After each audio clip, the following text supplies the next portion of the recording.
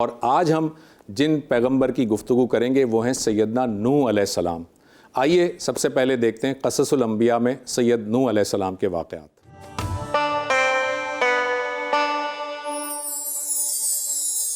ناظرین، آج قصص الانبیاء میں ہم جس پیغمبر کا ذکر کریں گے وہ ہیں حضرت نوح علیہ السلام۔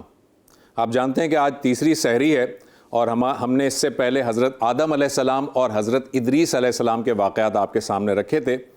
آج حضرت نوح علیہ السلام کے بارے میں گفتگو کریں گے۔ سیدنا نوح علیہ السلام حضرت آدم علیہ السلام کی 10ویں پشت میں ہیں، یعنی 10 نسلیں جب ہوئیں حضرت آدم علیہ السلام کی تو حضرت نوح علیہ السلام کو اللہ تعالیٰ نے مبعوث فرمایا۔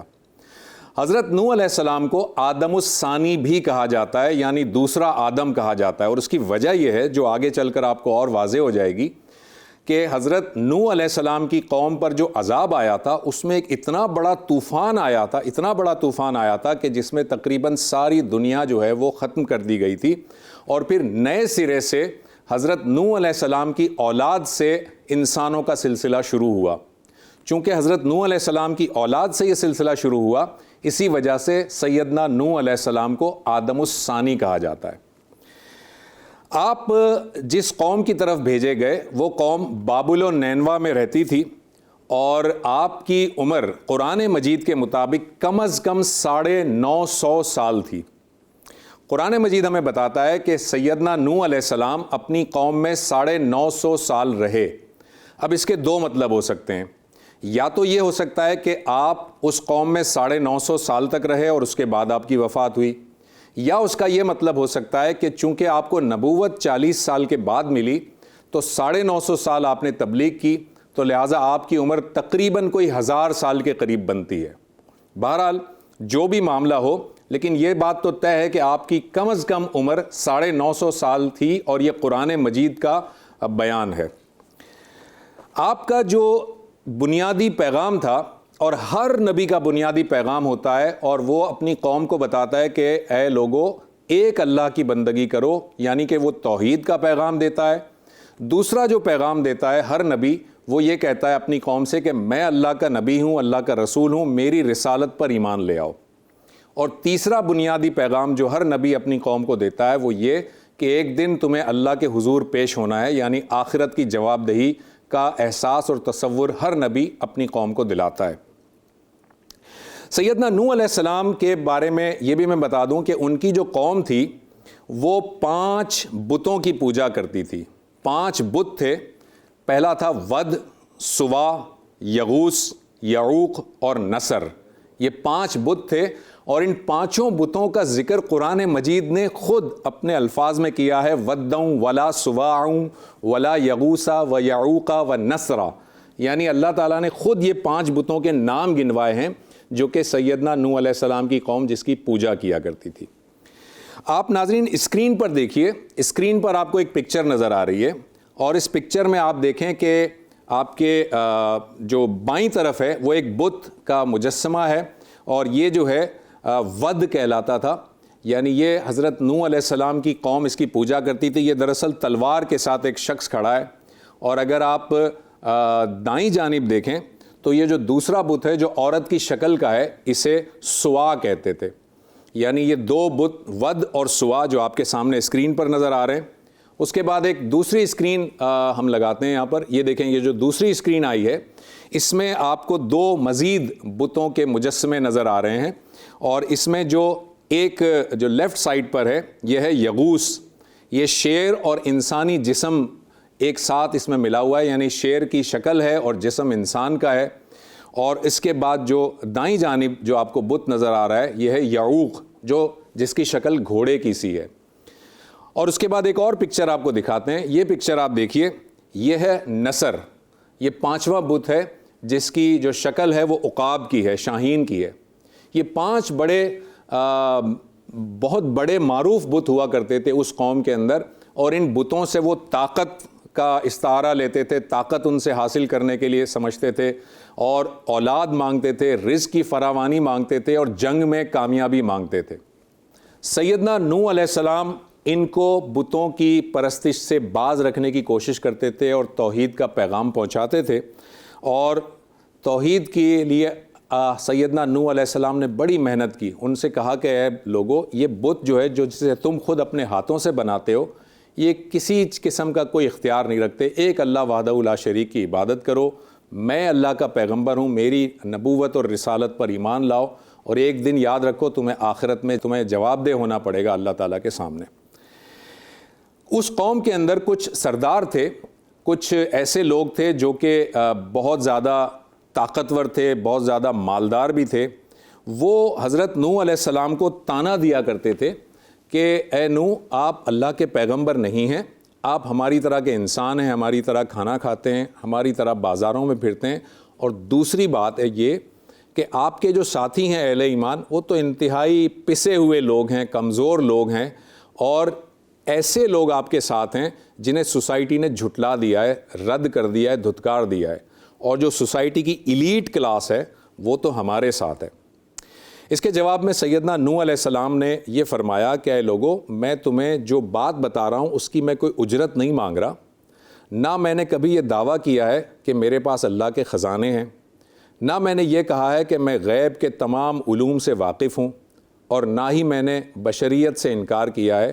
میں نے کبھی نہیں کہا کہ میں فرشتہ ہوں، میں تمہاری طرح انسان ہوں. ایک بات یہاں پر بڑی اہم ہے، وہ یاد رکھیے گا کہ جتنے بھی پیغمبر اللہ تعالیٰ کی طرف سے مبعوث ہوئے، کسی ایک نے بھی یہ دعویٰ کبھی نہیں کیا کہ وہ اللہ تعالیٰ کے تمام خزانوں کا مالک اور مختار ہے.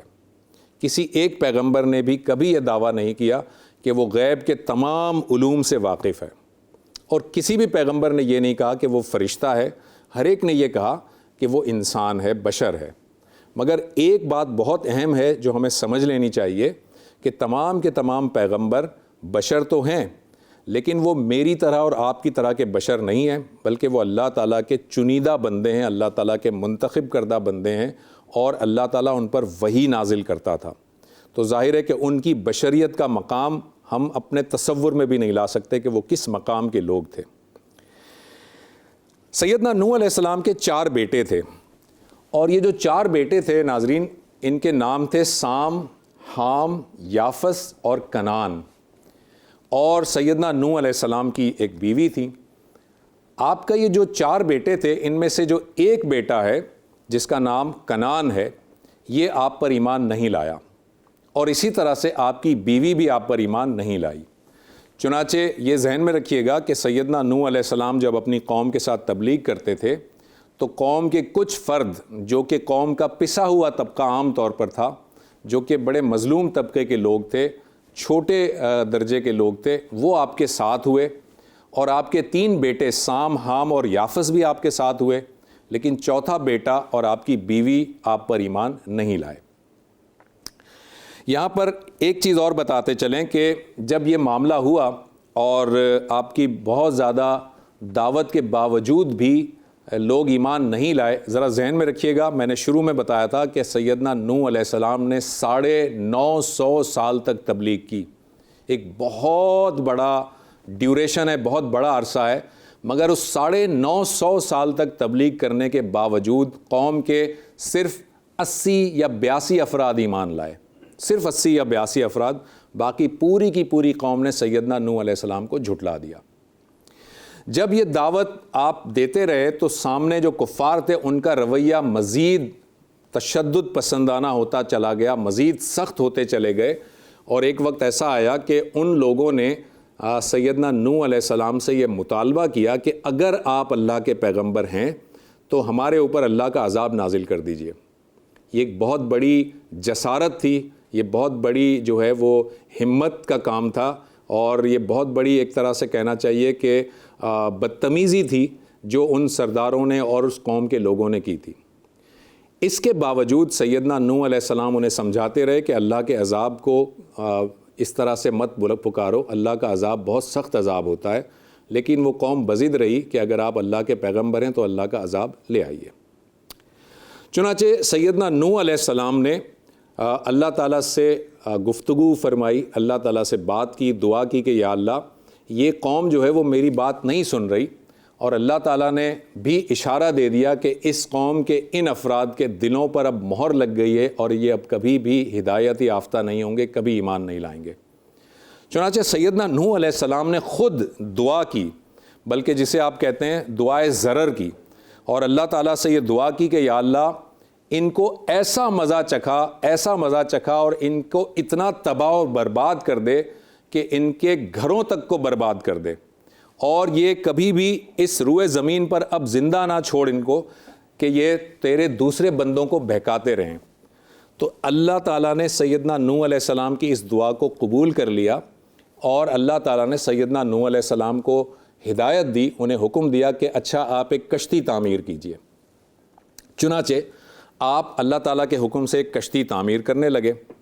جب کشتی تعمیر ہو رہی تھی نا ناظرین، تو بڑی اہم بات ہے کہ اس جگہ پر بابل و نینوا میں یہ قوم رہتی تھی، اس جگہ پر کوئی پانی کا نام و نشان نہیں تھا، چھوٹے چھوٹے چشمے تھے جس سے لوگ پانی پیا کرتے تھے، اور سیدنا نوح علیہ السلام بہت بڑی کشتی بنا رہے تھے، تو لوگ انہیں کشتی بناتا دیکھتے تھے تو لوگ ان کا مذاق اڑاتے تھے، ان کا تمسخر کرتے تھے، اور کہتے تھے کہ نعوذ باللہ آپ دعوت دیتے دیتے جو ہے وہ شاید آپ آسیب زدہ ہو گئے، آپ کا جو ہے وہ ذہنی توازن نعوذ باللہ جواب دے گیا ہے، کیونکہ آپ ایسی جگہ پر کشتی بنا رہے ہیں جہاں تو پانی ہی نہیں ہے۔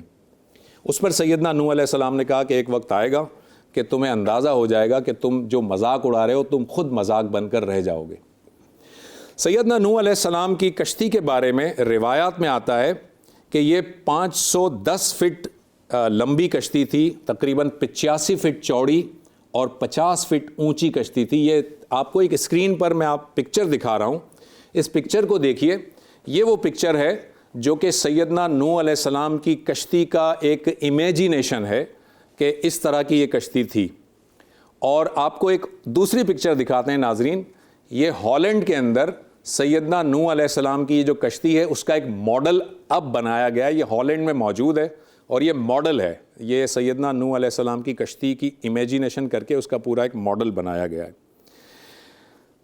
آپ نے جب یہ کشتی تیار ہو گئی تو اللہ تعالیٰ نے آپ کو حکم دیا، سیدنا نوح علیہ السلام کو حکم دیا کہ اب آپ اس کشتی میں سوار ہو جائیے اور اپنے اہل ایمان ساتھیوں کو بھی اس میں سوار کر دیجئے جن کی تعداد 80-85 کے قریب تھی، اور ساتھ ہی ساتھ اللہ تعالیٰ نے یہ بھی حکم دیا کہ ہر جانور کا ایک جوڑا بھی اپنی اس کشتی میں آپ سوار کر لیجئے، تمام جانوروں کا ایک ایک جوڑا بھی اس کشتی میں سوار کر لیجئے۔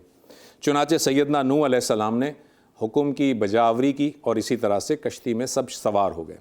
جیسے ہی وہ کشتی میں سوار ہوئے، اللہ تعالیٰ نے آسمان کو حکم دیا کہ پانی برسانا شروع کرو، اور زمین کو حکم دیا کہ پانی کو اگلنا شروع کرے، اور دیکھتے دیکھتے زمین اور آسمان سے اتنا پانی آیا کہ ایک سمندر کی سی کیفیت پیدا ہو گئی، اور جب یہ پانی اونچا ہونے لگا، پانی کا لیول اونچا ہونے لگا، تو لوگ جو ہے جو دوسرے کفار تھے وہ اس میں ڈوبنے لگے۔ اور ایسا ہوا کہ سیدنا نوح علیہ السلام کا وہ بیٹا جو ایمان نہیں لایا تھا، آپ کو اس کا نام یاد ہے، میں نے اس کا نام ابھی بتایا تھا، اس کا نام تھا کنعان۔ سیدنا نوح علیہ السلام کا وہ بیٹا بھی ڈوبنے لگا۔ جب وہ ڈوبنے لگا تو سیدنا نوح علیہ السلام نے اللہ تعالیٰ سے فریاد کی کہ یا اللہ یہ میرا بیٹا ہے، یہ ڈوب رہا ہے، اور تو نے وعدہ کیا تھا کہ تو میرے اہل خانہ کو، میرے گھر والوں کو بچا لے گا۔ تو اللہ تعالیٰ نے سیدنا نوح علیہ السلام سے کہا کہ اے نوح، یہ اہل ایمان میں سے نہیں ہے، یہ آپ کے گھر والوں میں سے نہیں ہے، اور آپ مجھ سے ایسی درخواست نہ کریں جس کی وجہ سے آپ خسارہ پانے والوں میں ہو جائیں۔ لہٰذا سیدنا نوح علیہ السلام اس تنبیہ سے فوراً خاموش ہو گئے، اور انہوں نے اللہ تعالیٰ سے استغفار کیا اور انہوں نے اللہ تعالیٰ سے توبہ کی کہ میں نے یہ درخواست تم سے کی تھی، یا اللہ مجھے اس میں معاف کر دے۔ بہت امپورٹنٹ بات ہے، یہ بہت امپورٹنٹ نقطہ ہے کہ سیدنا نوح علیہ السلام اپنے سگے بیٹے کو سمندر میں غرق ہوتا دیکھ رہے تھے اور وہ بچا نہیں سکے، اللہ تعالیٰ نے اس کو بھی غرق کر دیا۔ لہٰذا آپ یہ یاد رکھیے کہ اللہ تعالیٰ کے حضور میں کسی پیغمبر کی، کسی نبی کی، کسی ولی کی یہ کوئی مقام نہیں ہوتا کہ وہ اللہ کے حکم کے خلاف کسی کو بچا سکے، لہٰذا اپنے اعمال کا جواب دے ہر ایک کو خود ہی ہونا ہوتا ہے۔ یہ کشتی روایات کے مطابق 90 دن یا 140 دن تک مسلسل چلتی رہی، 90 دن یا 140 دن تک چلتی رہی، اور اس کے بعد یہ ایک پہاڑ پر آ کر رک گئی جس کو جودی پہاڑ قرآن نے کہا ہے، اور بائبل نے اسے پہاڑ ارارات کہا ہے، یعنی بائبل کا بیان ارارات ہے اور قرآن کا بیان جودی ہے۔ لیکن میں آپ کو ایک میپ دکھا رہا ہوں. یہ میپ ذرا دیکھیے. اس میپ میں اوپر کی طرف ماؤنٹین عرارات ہے, اور اب نیچے آئیے ذرا اور اس کو تھوڑا سا زوم کیجئے تو یہ ماؤنٹین جودی ہے, اور اس کو پوری ایک لائن میں ڈرا کیجئے تو یہ دراصل پہاڑی سلسلہ ہے پورا, اور یہ جو پہاڑی سلسلہ ہے یہ پہاڑی عرارات اور جودی ایک ساتھ ایک ہی سلسلے کے پہاڑ ہیں. لہٰذا بائبل یہ کہہ رہی ہے کہ یہ ماؤنٹین عرارات ہے اور قرآن یہ کہہ رہا ہے کہ یہ ماؤنٹین جودی ہے, تو دراصل یہ دونوں بیانات ایک ہی ہیں. تو یہ پہاڑ کے چوٹی جودی پر یہ کشتی ٹھہر گئی, اور اس کشتی میں جب یہ ٹھہر گئی تو اللہ تعالیٰ نے زمین کو حکم دیا کہ اب یہ تمام کا تمام پانی جو ہے یہ جذب کر لے. جب زمین نے پانی جذب کرنا شروع کیا تو آہستہ آہستہ پانی کا لیول گرتا گیا, اور کشتی جو ہے وہ پہاڑ پر ٹکی رہی اور خشکی نظر آنے لگی. یہ کشتی جو ہے حال ہی سے مراد 2009-2010 کے قریب ٹرکی میں اس کے خد و خال اور اس کی باقیات دریافت ہوئی ہیں. آپ کو ایک پکچر دکھاتے ہیں. اس پکچر کو دیکھیے. یہ ٹرکی میں جودی پہاڑ کے ساتھ یہ کشتی کے خد و خال ہیں. آپ کو اس پکچر میں ABCD نظر آ رہا ہے. یہ اس کشتی کی پوری باؤنڈری ہے, اور جب اس کی کھدائی کی گئی تو کشتی کے بڑے بڑے تختے یہاں سے برآمد ہوئے, اور نیشنل جیوگرافک کی رپورٹ کے مطابق یہی دراصل حضرت نوح علیہ السلام کی کشتی ہے جو واقعی پہاڑ جودی کے اوپر ہی پائی گئی, جو قرآن نے 1400-1500 سال پہلے بتا دیا تھا. ایک دوسری پکچر دیکھیے. یہ پکچر اب آپ کو زیادہ واضح نظر آئے گی, اور یہاں پر اب ٹرکی میں ایک ٹورسٹ اسپاٹ بنا دیا گیا ہے. یہ کشتی لوگ جا کر وزٹ بھی کرتے ہیں. یہ اب ٹوٹ گئی ہے, لیکن اس کے خد و خال, اس کے تختے وغیرہ اسی طرح سے موجود ہیں. جب یہ کشتی جہاں رکی تو اس جگہ پر حضرت نوح علیہ السلام اور ان کے یہ تینوں بیٹے یہ اور ان کے اہل ایمان ساتھی سب زمین پر اترے, اور اس جگہ کو سمانیہ بستی کہا جاتا ہے, یعنی ولیج آف 8 کہا جاتا ہے. یہ سمانیہ بستی جو ہے یہاں پر اب یہ پوری قوم آباد ہوئی, اور اسی لیے میں نے آپ سے کہا تھا کہ ان کو آدم الثانی کہا جاتا ہے, کیونکہ پوری کی پوری جو دنیا ہے وہ غرق کر دی گئی تھی, تباہ کر دی گئی تھی. یہاں تک کہ جانوروں کے جو جوڑے تھے وہ بھی تباہ کر دیے گئے تھے, صرف وہی جوڑے بچے جو اس کشتی میں سوار تھے. اسی لیے ان کو آدم الثانی کہا جاتا ہے, کیونکہ اب جو آدم کی نسل چلی یا انسانوں کی نسل چلی وہ انہی سے چلی. یہ جو سمانیہ بستی ہے ناظرین, جہاں پر یہ لوگ آباد ہوئے, آپ ایک پکچر دیکھیے. اس پکچر میں یہ بہت بڑا پتھر ہے, بہت بڑی چٹان ہے, اور اس چٹان میں آپ کو ایک ہول نظر آ رہا ہے, سوراخ نظر آ رہا ہے. ماہرین کا یہ خیال ہے کہ یہ بڑے بڑے پتھر جو ہیں جن میں یہ سوراخ ہیں, یہ دراصل حضرت نوح علیہ السلام کی کشتی کے لنگر ہیں, جس میں کہ بہت بڑے بڑے رسے ڈال کر ان کو لنگر انداز کرنے کے لیے یہ پتھر استعمال کیے جاتے تھے. اور یہ پتھر ایک میں آپ کو پکچر دکھا رہا ہوں, لیکن یہ کئی اس طرح کے پتھر وہاں پر آج بھی موجود ہیں. سیدنا نوح علیہ السلام وہیں پر آباد ہوئے, اور اس کے بعد آپ کا وصال بھی وہاں پر ہوا. آپ کی مزار کہاں پر ہے, آپ کی قبر کہاں پر ہے, اس کے بارے میں ہمیں 5 روایات ملتی ہیں. 5 ڈیفرنٹ لوکیشنز ہیں جو حضرت نوح علیہ السلام کے مقبرے سے منسوب کی جاتی ہیں. پہلی جو لوکیشن ہے وہ آپ اس اسکرین پر دیکھ سکتے ہیں. یہ ٹرکی میں موجود ہے. یہ جودی پہاڑ کے مشرق میں ٹرکی میں یہ مسجد ہے. اس کو مسجد نوح کہتے ہیں. اس مسجد نوح کے احاطے میں ایک قبر موجود ہے جو حضرت نوح علیہ السلام کی قبر سے منسوب کی جاتی ہے. اور یہ دوسری پکچر دیکھیں, یہ اس کا دوسرا ویو ہے, اسی مقبرے کا دوسرا ویو ہے, اور یہ ٹرکی میں موجود ہے. دوسری جو نشاندہی کی جاتی ہے آپ کے مقبرے کی وہ ہے آذربائیجان میں آرمینیا کے مقام پر. آذربائیجان میں آرمینیا کے مقام پر آپ یہ پکچر دیکھیے. یہ وہ پکچر ہے جو کہ حضرت نوح علیہ السلام کے مقبرے سے منسوب کی جاتی ہے, آرمینیا میں ہے. اور اس کا دوسرا ویو دیکھیے, یہ دوسری ایک پکچر ہے, یہ وہی ہے آرمینیا کا مقبرہ. تیسری جو جگہ ہے وہ اردن میں ہے. اردن میں کے جنوبی حصے میں آپ کو یہ ایک مقبرہ سا نظر آ رہا ہے. یہ اردن کے جنوبی حصے میں ہے, اور یہ چھوٹا سا ایک مقبرہ ہے, ایک چوٹی کے اوپر وائٹ کلر کا آپ کو یہ مقبرہ نظر آ رہا ہے. اور اس کے بارے میں بھی روایتوں میں آتا ہے, یا ماہرین یہ کہتے ہیں کہ یہ سیدنا نوح علیہ السلام کا مقبرہ ہے. چوتھی جو روایت ملتی ہے ہمیں وہ لبنان میں ملتی ہے، اور لبنان میں آپ یہ دیکھیے، آپ کو یہ اسکرین پر پکچر نظر آ رہی ہے اور آپ اس کی دیوار پر دیکھ سکتے ہیں، دیوار پر لکھا ہے سلام علی نوح فی العالمین۔ حضرت نوح علیہ السلام سے متعلق قرآن کی ایک آیت لکھی ہوئی ہے اور اس کے بارے میں کہا جاتا ہے کہ یہ سیدنا نوح علیہ السلام کا مقبرہ ہے۔